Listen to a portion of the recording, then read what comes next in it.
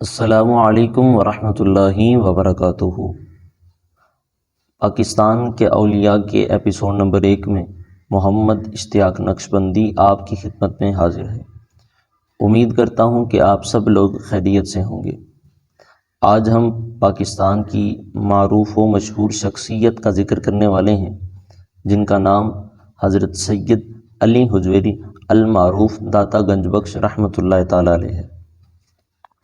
حضرت علی حجویری رحمۃ اللہ تعالیٰ علیہ نجیب الطرفین سید ہیں۔ والد کی طرف سے آپ کا سلسلہ نسب حضرت امام حسن مجتبیٰ رضی اللہ تعالیٰ عنہ سے ملتا ہے اور والدہ کی طرف سے آپ کا سلسلہ نسب حضرت امام حسین رضی اللہ تعالیٰ عنہ سے جا کے ملتا ہے۔ حضرت علی حجویری رحمۃ اللہ تعالیٰ علیہ سادات عظام میں سے ہیں۔ آپ کا نام علی ہے لیکن آپ علی حجویری کے نام سے زیادہ مشہور ہیں، کیونکہ جس محلے میں آپ رہتے تھے اس کا نام حجویر تھا، اسی وجہ سے آپ کو علی حجویری کہا جاتا ہے۔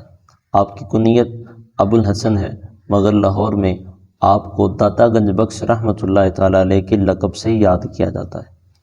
آپ کے والد ماجد کا نام سید عثمان تھا جو کہ غزنی کے ایک شہر جلاب میں رہنے والے تھے، مگر حضرت علی حجویری رحمۃ اللہ تعالیٰ علیہ کی ولادت حجویر میں ہوئی جو کہ ان کی والدہ کا علاقہ تھا۔ تقریباً 400 ہجری کے قریب حضرت علی حجویری رحمۃ اللہ تعالیٰ علیہ کی ولادت ہوئی۔ آپ کے والد جلاب کے رہنے والے تھے اور آپ کی والدہ حجویر کی رہنے والی تھی۔ انہی دو محلوں کی وجہ سے حضرت علی حجویری کو حجویری اور جلابی کہا جاتا ہے۔ آپ کا خاندان علم و فضل کے لحاظ سے اور روحانیت کے لحاظ سے بڑا مشہور خاندان ہے۔ آپ کے ماموں غزنی کے سب سے بڑے عالم تھے اور عالم کے ساتھ ساتھ آپ ولی اللہ بھی تھے، بلکہ لوگ انہیں تاج الاولیاء کہہ کر پکارا کرتے تھے۔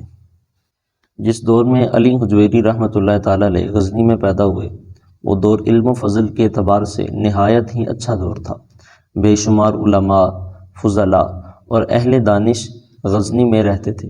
غزنی کی فضا میں ہر طرف علم و فکر اور معرفت کا چرچا تھا۔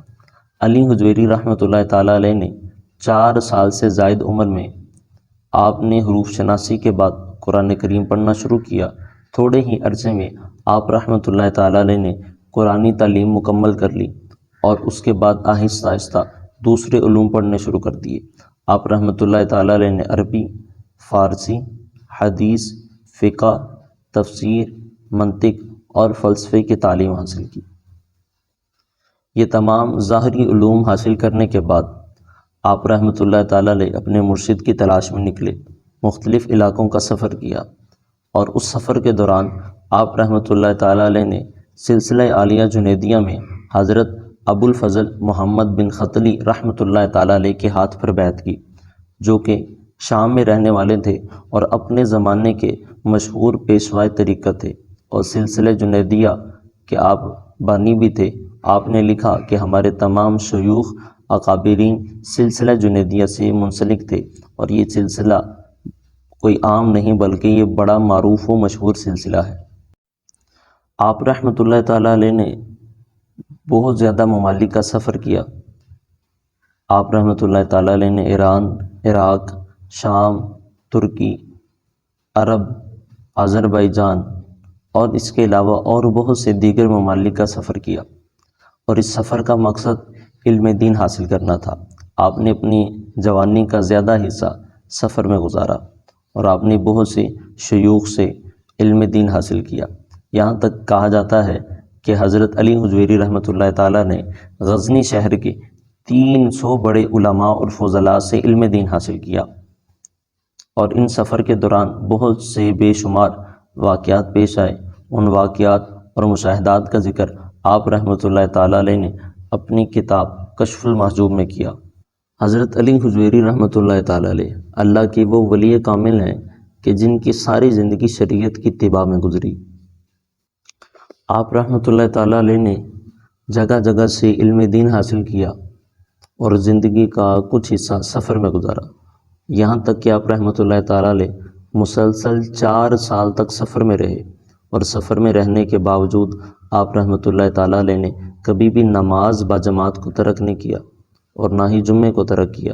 آپ مسلسل اللہ کی عبادت اور ریاضت میں مصروف رہا کرتے تھے اور یاد الہی میں مشغول رہا کرتے تھے۔ حضرت داتا گنج بخش رحمۃ اللہ تعالیٰ علیہ نے معرفت حاصل کرنے کی خاطر بے حد عبادات کی اور رضا الہی حاصل کرنے کے لیے علم دین حاصل کیا اور در بدر کی خاک چھانی۔ جب آپ کو علم دین حاصل ہو گیا، عبادت اور ریاض سے اللہ تعالیٰ کی معرفت مل گئی، حضرت داتا علی حجویری رحمۃ اللہ تعالیٰ علیہ کے مرشد کامل حضرت ابو الفضل بن حسن ختلی رحمۃ اللہ تعالیٰ علیہ نے آپ کو حکم دیا کہ آپ لاہور روانہ ہو جائیں اور وہاں جا کے رشد و ہدایت کا فریضہ سر انجام دیں، لوگوں کو اسلام کی تبلیغ کریں اور جو مسلمان ہیں انہیں قرآن و حدیث کی تعلیم دیں۔ حالانکہ آپ رحمۃ اللہ تعالیٰ علیہ سے پہلے حضرت شاہ حسین زنجانی رحمۃ اللہ تعالیٰ علیہ لاہور موجود تھے، مگر مرشد کا حکم ملنے کے بعد آپ رحمۃ اللہ تعالیٰ علیہ نے سفر کرنا شروع کر دیا اور تقریباً 431 ہجری میں آپ رحمۃ اللہ تعالیٰ علیہ لاہور میں تشریف لائے۔ جب آپ لاہور میں تشریف لائے تو آپ نے ایک بہت زیادہ بڑا جنازہ دیکھا۔ جب لوگوں سے پوچھا کہ یہ جنازہ کس کا ہے تو پوچھنے پر انہیں بتایا گیا کہ یہ سید میرا حسین زنجانی رحمۃ اللہ تعالیٰ علیہ کا جنازہ ہے۔ تب حضرت علی حجویری رحمۃ اللہ تعالیٰ علیہ کو اپنے مرشد کا حکم یاد آیا اور حکمت سمجھ آئی کہ اس وجہ سے مجھے حکم دیا گیا تھا کہ میں لاہور جاؤں اور وہاں رشد و ہدایت کا سلسلہ شروع کروں۔ جب آپ لاہور تشریف لے کر آئے تو آپ کی ملاقات ایک بزرگ شیخ حسام الدین رحمۃ اللہ تعالیٰ علیہ سے ہوئی۔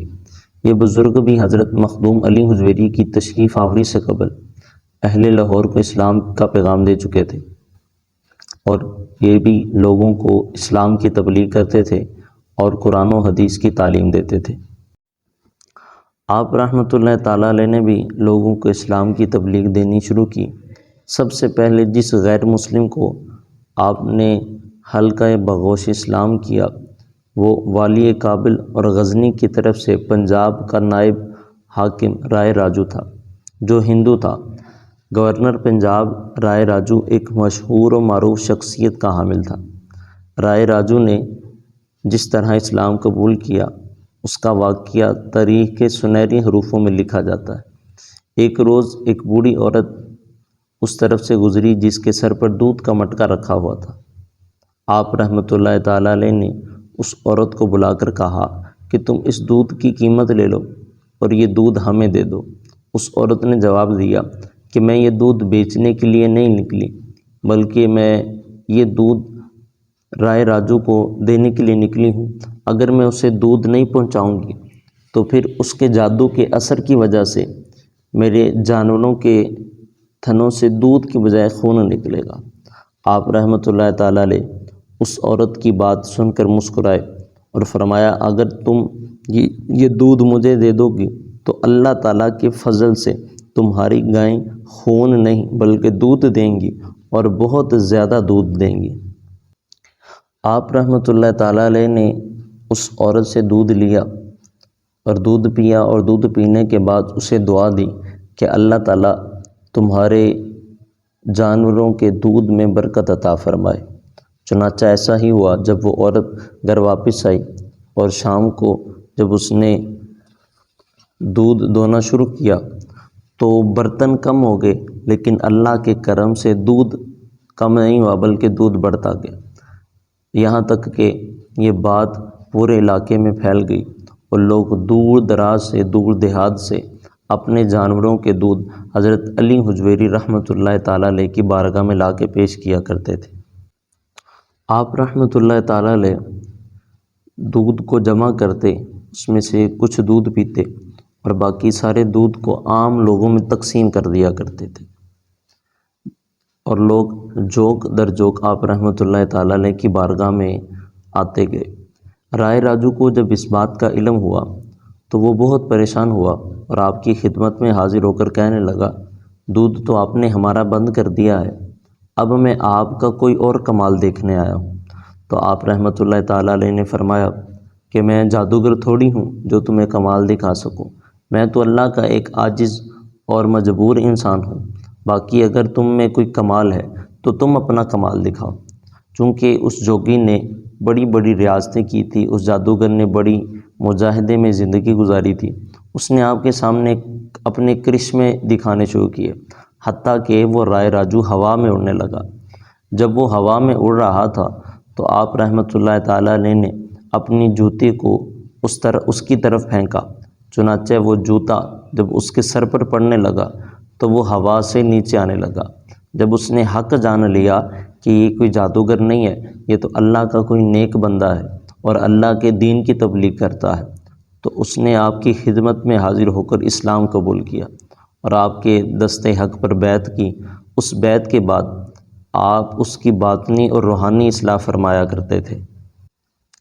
رائے راجو جو حاکم پنجاب تھا، وہ حضرت داتا علی حجویری رحمۃ اللہ تعالیٰ علیہ کا مرید ہو گیا اور مسلمان ہو گیا، چونکہ یہ پہلا ہندو تھا، بلکہ پہلا ہندوستانی تھا جو حضرت علی حجویری رحمۃ اللہ تعالیٰ علیہ کے ہاتھ پر مسلمان ہوا تھا۔